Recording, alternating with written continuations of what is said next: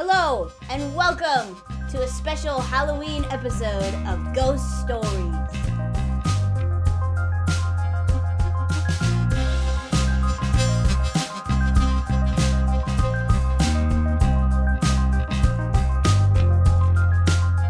I am your host, Beth Oglesby. That's your last name?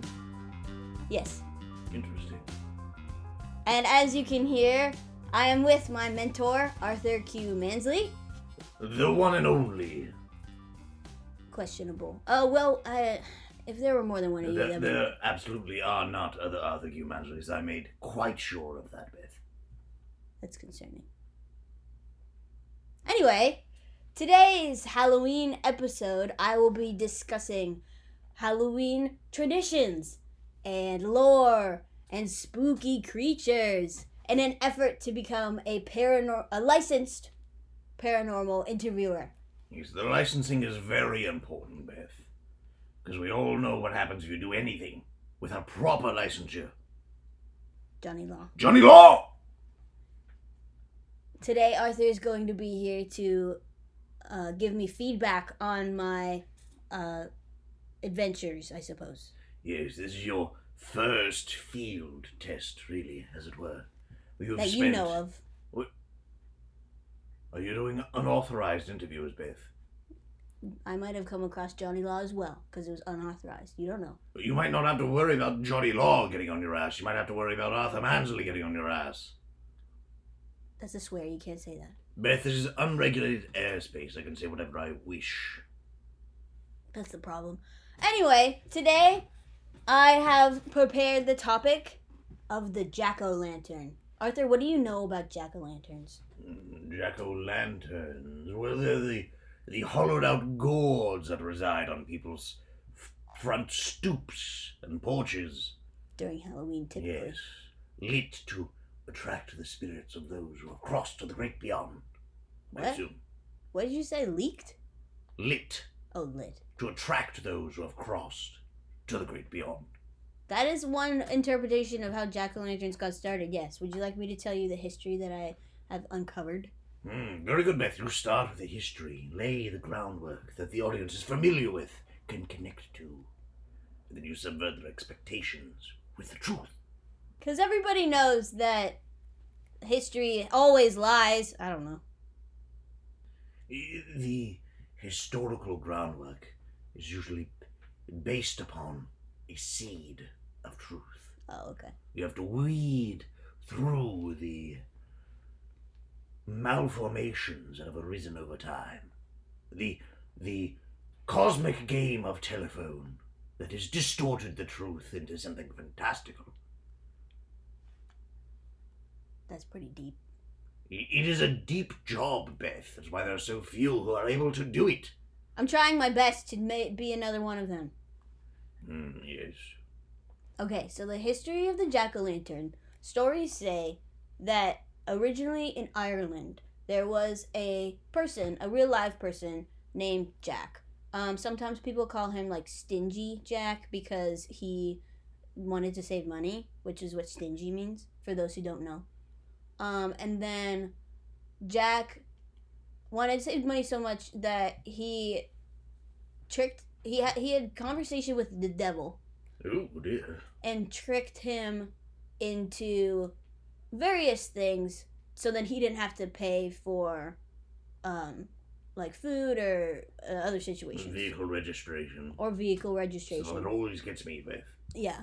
So then he got the devil to pay for it, but then he kind of trapped him in some sort of, not really holding, but like some sort of symbolic holding that the devil like was at his whim.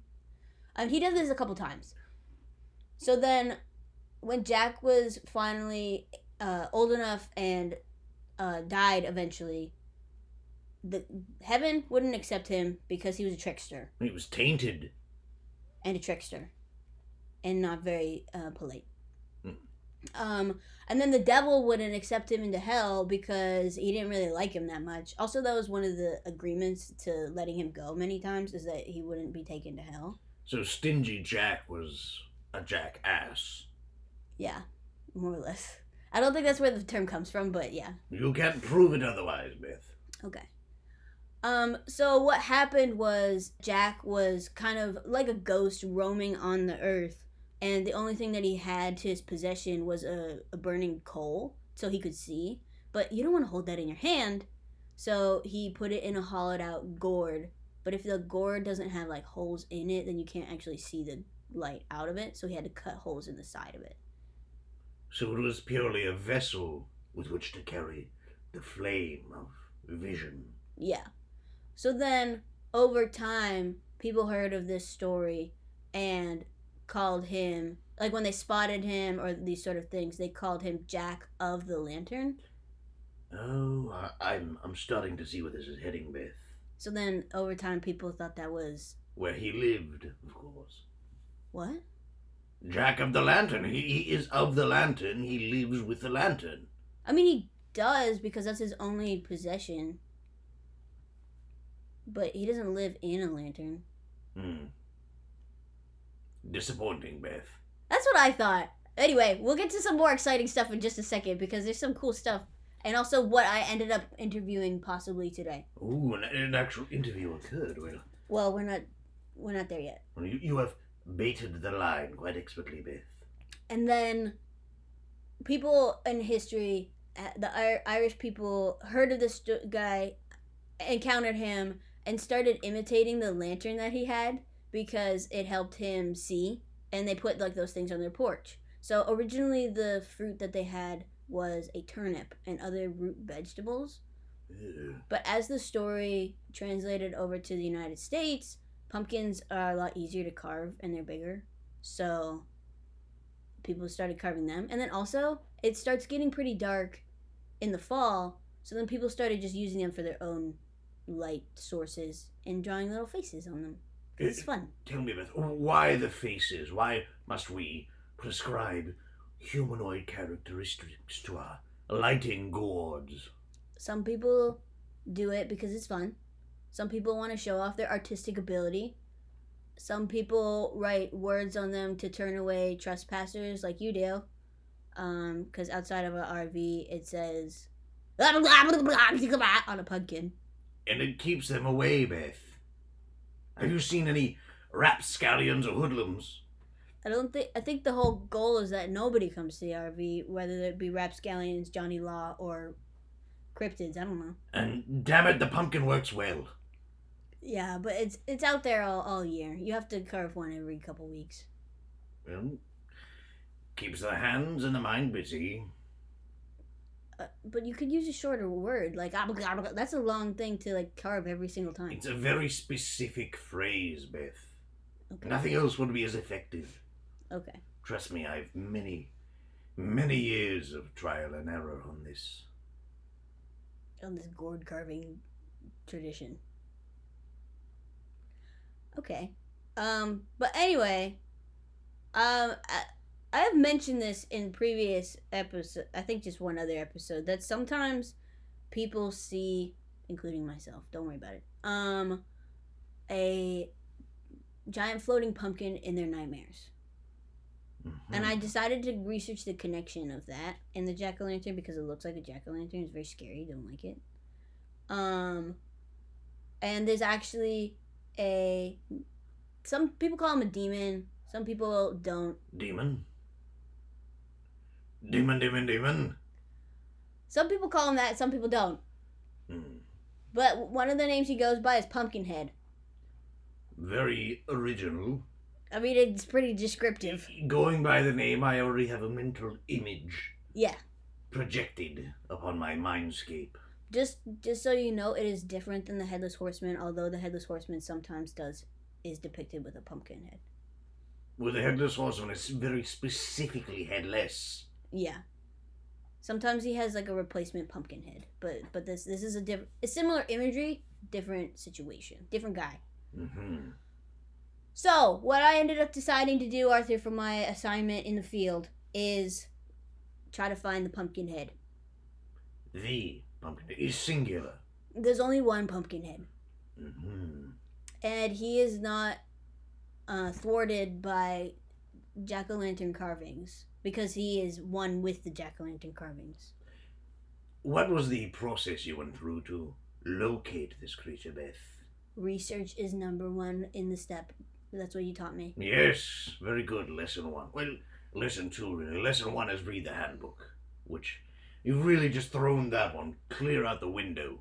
So I guess lesson 2 is effectively your lesson 1, with your great disregard for the true lesson 1, which is read the handbooks I provide to you. There's a lot of sub-steps in step 1. It's a difficult job, Beth. Okay. You have to be good at legalese. Yeah, what's your legal record? Johnny Law has yet to catch me, Beth. Okay. Have you done law school? Is that how you've thwarted all of these things? Law school is for chumps. Okay. Everything you need to learn can be accessed quite easily through mail order catalogs. Okay. Except for the handbook. Except for that. Well, the handbook is delivered by hand to your mail. Quite orderly. By me. You're giving me a look of disbelief, Beth. This doesn't show up on our audio medium. I was hoping the silence would help. It's quite the pause, Beth. Would you like to hear about my research? Please. Do tell. Guess where I went? I would assume to a pumpkin patch. Well, first the library. Or a library. I went to the library. If you want to skip all the fun stuff. Okay, it's not skipping. It's learning about it before. Right. So I went to the library, and I did research on Pumpkinhead. Sometimes people call him just jack-o'-lantern, which is... like, there's only one, so, like, maybe. But also that kind of gets confusing. Anyway, I went to the library, and there was a lot of research, and I learned about... Did you know that a lot of the times in popular media, it has actually kernels of truth of how to find ghouls, goblins, and everything in between? Really? Yeah, there's comic strips that talk about beings in pumpkin patches, and what I found out is that there had been sightings in the past, like in Texas. There have been sightings in like Nebraska over like really remote pumpkin patches. They said they were, quote, sincere. I don't know what that means, but I assume remote, so then people can't, like, only one person maybe sees them. But so I learned about that. So what I decided to do was try to find a really remote pumpkin patch, and based on the radius of what I've read about Pumpkinhead's powers is that it would probably be near here, because I also have been having bad pumpkin nightmares. So you triangulated the reports. I did. To create a map of intensity of Pumpkin Man sightings. Yeah, and then tried to draw some X's on a map for cinematic effect, but then I forgot it was an audio medium, so it didn't. It's very important to get your own mind into the proper space, Beth. If drawing X's on maps prompts you into that investigatory headspace, then by all means, draw the X's on the map, Beth. Maybe next time I should use glitter stickers, because those are cool. Or maybe like a orange marker instead of just a regular black one. An orange marker is more respectable than glitter stickers in this line of work, Beth. I ask you to maintain a certain level of decorum. But it's an audio meeting. Nobody's gonna see it. I will, Beth. You barely can see regular things. Do not bring my vision into this, Beth. It is not the topic of discussion. Speaking of which, you need to go to your eye doctor appointment on Thursday. I just hope they don't do the drops. Yeah, those are uncomfortable. It's difficult to drive the RV with those. You're not supposed to! I do what I want.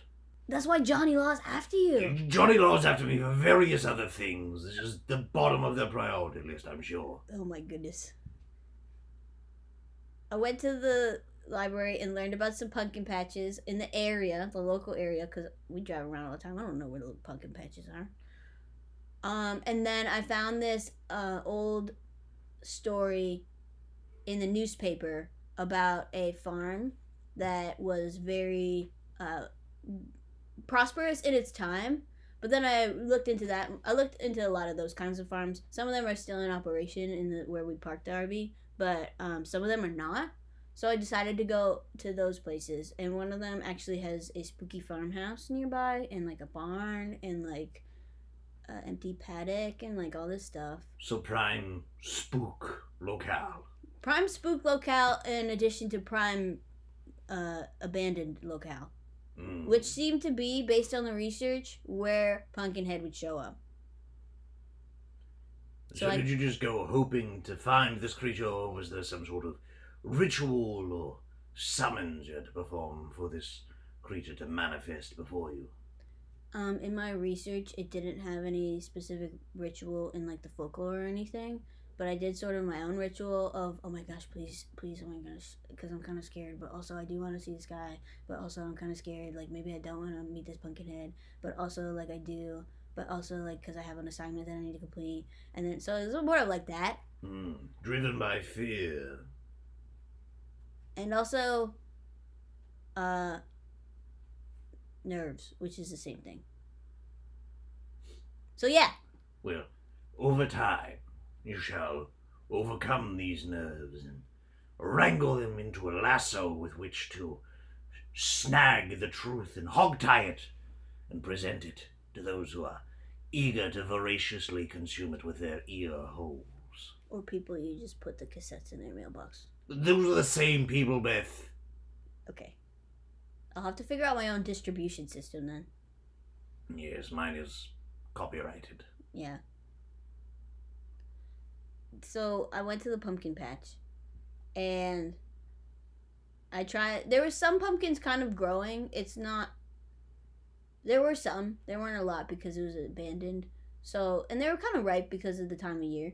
And I sat between two pumpkins and hid kind of between them just in case the pumpkin head was wary of people and just wanted to hang out with his pumpkin friends. I also wasn't sure if the other pumpkins would come to life, so I didn't like touch them because you don't want to like disturb the creatures in their natural habitat. You want to let them live how they want. An interesting approach, Beth. I, on the other hand, would most certainly disturb the creatures in their natural habitat, because that's how you get them interested in you. You draw their attention.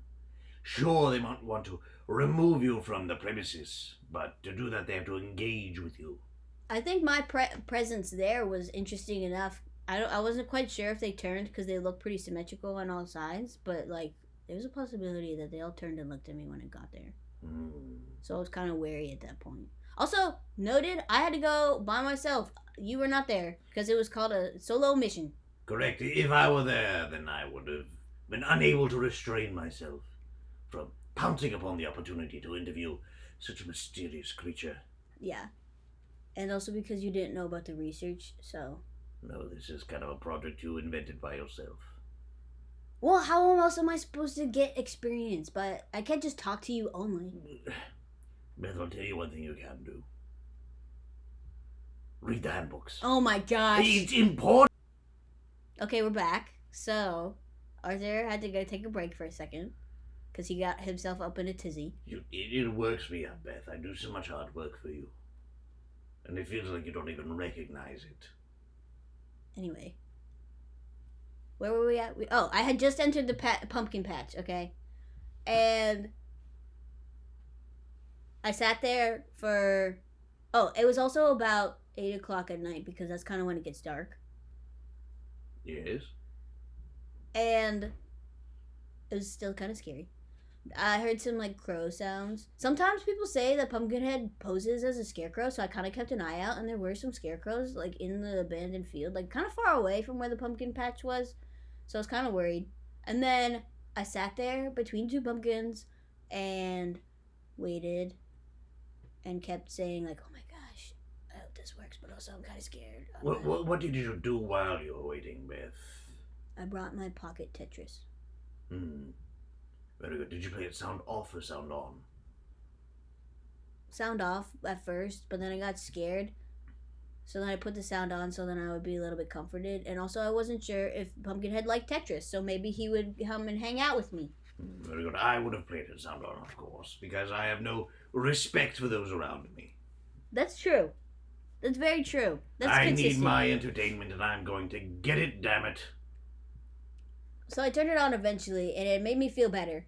I looked at the built-in clock on my pocket Tetris, and it was about 11:53. I had been playing Tetris for a really long time, so then when I looked up, everything was Tetris, and I kind of got freaked out because I thought all the pumpkins were squares. But then that after a couple of minutes, it went away. Yes, the Tetris mania is a common condition after extended Tetris sessions. But then, suddenly and without warning, there was a scarecrow right next to me. Like, not even moving, it just appeared. Very scary. Well, it sounded like more of a Tetris theme song because I was kind of still in Tetris situation. But yeah. And what was your reaction? Oh my gosh! I would have suspected much the same. Would you have done that? No, my reaction probably would have been, "Ha ha! I have found you, creature. Now prepare to be interviewed by the likes of which you've never been interviewed by before." Okay, so I know that that's your automatic response. So after I freaked out, I tried to be like, "Hello, I know that you're a ghoul, goblin, or everything in between, and please, I would like to ask you some questions about your existence and also your fashion habits." And what was your reaction to this sudden prompting? It kind of blew in the wind. Which I got to observe his fashion habits because there was like burlap. So apparently Pumpkinheads like burlap, just in case anybody wants to know. A rather itchy textile. Yeah, but they have a tough skin, so it's okay. True. And also- Rind. Yeah, that's what it's called. Is that one of those? That's weird. So then after a couple of like hand waves in front of his face, cause it was a pumpkin head at the time, and actually it was super scary because it started glowing on the inside. After I was like, "Hello," like maybe he just woke up, and then I looked at my pocket Tetris clock, and it was 12:03. So maybe it wakes up at midnight, 3 minutes after midnight. Maybe the process begins directly upon the witching hour. And it's a 3-minute process before anything actually begins to happen. I didn't really ask him about it because I was kind of scared still. Beth, the other thing is you must be asking. Maybe those 3 minutes are vital to understanding the creature in its entirety. Maybe during those 3 minutes, it does a complete self-evaluation, checking his rind thickness, seed count, gourd goo consistency. Vine length. It had vines, like living active vines on him. Oh, did you ask him about the vines? Yes. Very good. But that was not the first question. The first question was, "How are you?" Really? Yes. And it was kind of like at the first. Interesting tactic, Beth. I wasn't sure if he understood English, so I said, "Hello? You doing okay? Can I talk to you?" Yes, you lack my gift of tongues. That's true. Supposedly. And then after a couple of minutes, he did start like coughing and saying, "Oh, excuse me," or whatever. And so I was able to talk to him. He actually was a nice guy. Really? Yeah. And I was still pretty scared. And I was like, can you stop being so scary?" And he actually didn't know that he radiated fear, so he had to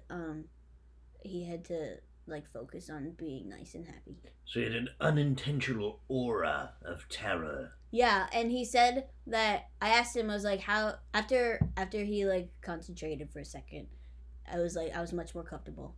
And then I asked him how that works, how his magic, I don't know if it's magic, but how his like aura is irradiating fear.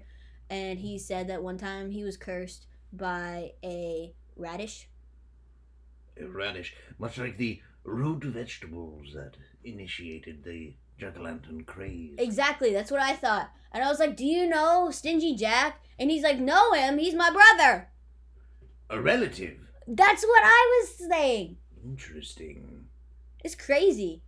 So then, what ended up happening is that Stingy Jack, like, found his long lost brother while he was still in ghost form, but his brother was like not as recognized, and he wanted to gain some sort of acclaim of his own.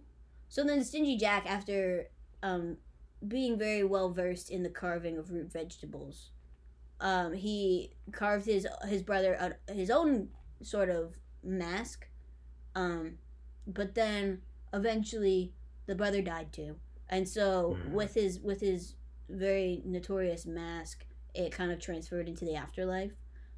Originally it was a turnip, and then a potato, and then it was a radish, but then he said that's when he got cursed. So there was a period of time where he had a carved potato atop his neck. Well, it wasn't really on top of his neck. It was like over his face, but over like the centuries, it kind of just... Apparently there's ghost magic that like just kind of made it one with the vegetable. It was a very large potato, Beth, if it covered his entire face. I don't know what Ireland does with their potatoes, but like a lot of... They might be huge. I don't know. I've never seen... He didn't show me a picture. Was this an Irish individual? Yeah, Stingy Jack and his brother, Pumpkinhead. He didn't really tell me his first name because he was kind of still on the... trying to keep like the stage name alive, trying to keep the acclaim up. So he was still wearing the title of Jack of the Lantern? No, that's his brother. He gets confused for him a lot. He calls himself Pumpkinhead now. Pumpkinhead. Yeah. Separate from Jack of the Lantern. Yeah, and so that's why he's trying to keep his own title alive, to differentiate from his brother's legendary status. You really need a marketing expert, Beth. I've never heard of Pumpkinhead specifically. There was a movie about Pumpkinhead. Really? Not about... Okay, so the thing is that I asked him about this movie. I was like, have you seen the Pumpkinhead horror movies? And he's so mad about them that he didn't even talk about it. Well, he did say one thing, that they're not true, and it's unrelated to his being. And gross misrepresentations. Yeah. It's also not even about him. It's just about some weird demon that has like a big head. Is it even a pumpkin? Or a different root vegetable? No vegetables are involved in the making of Pumpkinhead the Demon. It seems absolutely absurd, Beth. Then it was not cool. So then since he clarified on that front from the demon side, I asked him if he was a demon. And he said no, he's just a ghost. You asked him if he was a demon. No, I did the appropriate... The test. Demon! And he was confused. He was confused, so at first I thought he was a devil. And I was like, giving him like a questionable look. I was like, are you... Then I asked him like straight up, are you a devil? And he's like, no, I'm actually not on speaking terms with the devil after what he did to my brother.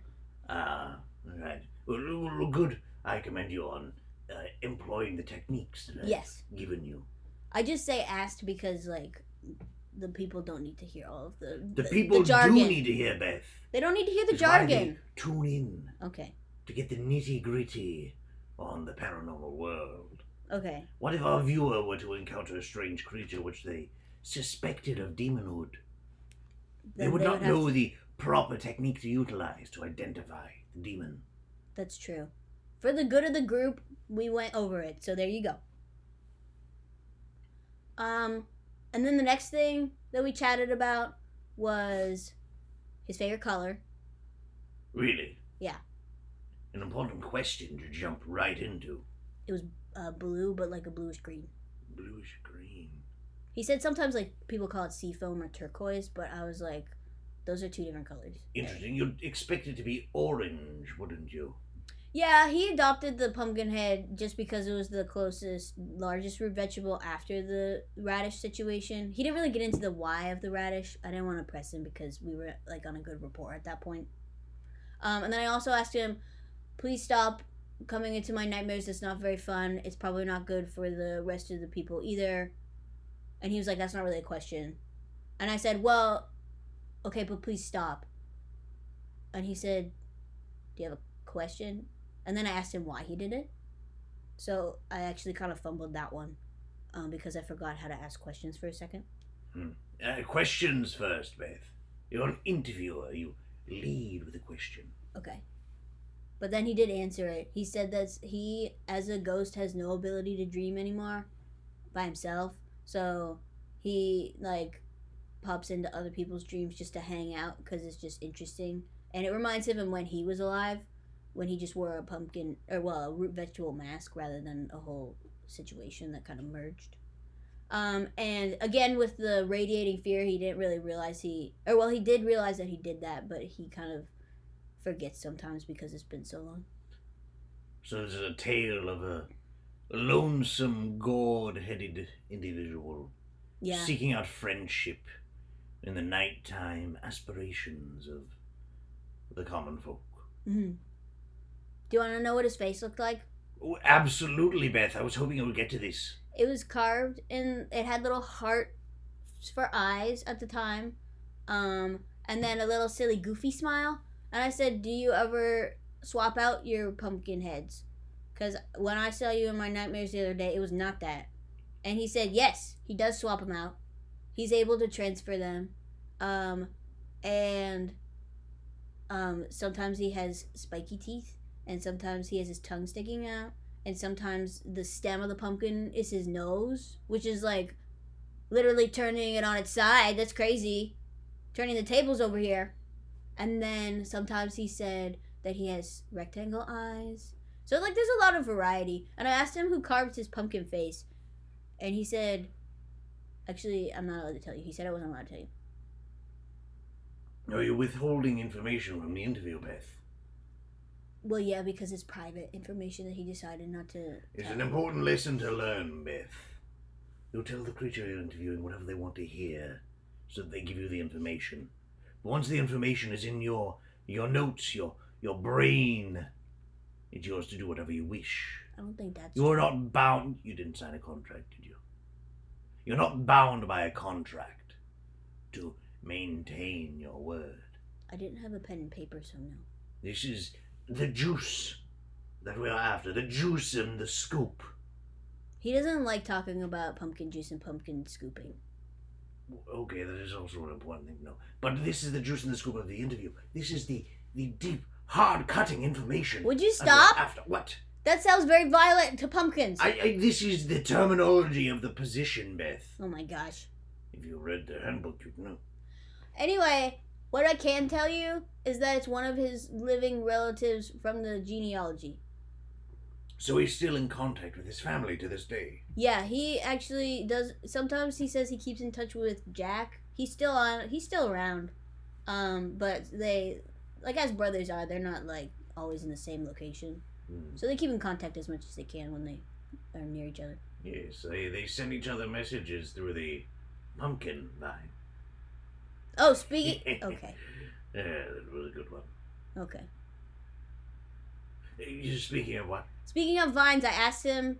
Earlier I mentioned I asked him about his vines. This was the last question I asked because we had been friends. And normally you don't ask about somebody's appearance until like you have a good rapport with them.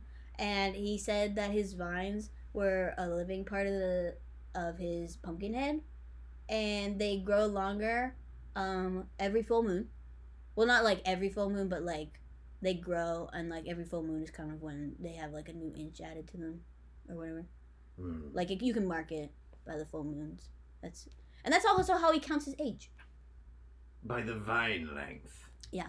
An interesting mechanism. What would happen if his vines were to be snipped or trimmed? Okay, Is that's it just really automatically younger? That's brutal. Wait, it's a question, Beth. Did you ask it? Yeah. That's what I thought. He said that he would just have to, he would be headless for a little bit because it automatically makes the pumpkin non-viable for a head. So if somebody snips the vine, he's just decapitated. More or less. Oh my. But it's okay because he's already dead. Oh, he has passed. Yeah, he's a ghost. Oh, I missed that part. He's a ghost. I thought he was just some guy wearing a gourd on his head. No, he's a ghost. And when he was alive, he wore a gourd on his head. But now it's kind of like the lore has become the reality of the situation, and now he does just have a pumpkin head. I probably should have asked this earlier, Beth, but you did check to make sure that he was not a lizard man. Yeah. How did you check? The other pumpkins in the patch verified. Okay, group opinion is an acceptable form of verification. Yeah, everyone knows that lizard men are solo creatures. Lizard men cannot make friends, Beth. That's true. This is a cold, hard fact. Just like their reptilian hearts. They are detestable in all aspects. Yeah. So that's what and then I asked him if he wanted to be friends. And he said yes. You befriended a cryptid. Yeah, because I'm very amicable. It is definitely a unique technique. Typically... It's called it's a progressive view in the paranormal interviewing world. Oh, that's a lot of big words. Yeah. Typically, I end most of my encounters with a handful of mud to the face and fleeing with a dust trail behind my back. They throw mud in your face and then you have to run away and get it cleaned down? Oftentimes, yes. Is Well, what happens when you ask the sensitive questions. Sometimes, yeah. But we were on... See, I did a good build-up because I was talking about, like, regular questions and then built it up to the sensitive questions, and he was okay with it. Like, he knew that I came from a good place. So you built a rapport. Yeah. It's a pumpkin rapport. Pumpkin rapport. Gourd rapport. Ah, that kind of rhymes. Well, it doesn't really... You see, Beth, now you see that the position of paranormal interview also does influence you to create more puns based upon the cryptid you are interviewing. Naturally. Yeah. You get on my case about my humor. But now that you have experienced it yourself, I hope you are more forgiving of my comedic attempts. You could say I learned about pumpkins and pumpkins. That one was pretty good. I will give you that one, Beth. Yes. We can. Where's the scoreboard? We can finally put a tally mark up for Beth. Hooray! There we go. We have to move some of mine to the side here. Okay. Well, that's all for the Halloween episodes. I will see you next Halloween. Thank you for joining me and also Arthur. Yes, thank you. And thank you, Beth, for this taste of your interviewing style. It is quite progressive. A thing. Bye. See you next Halloween. Farewell.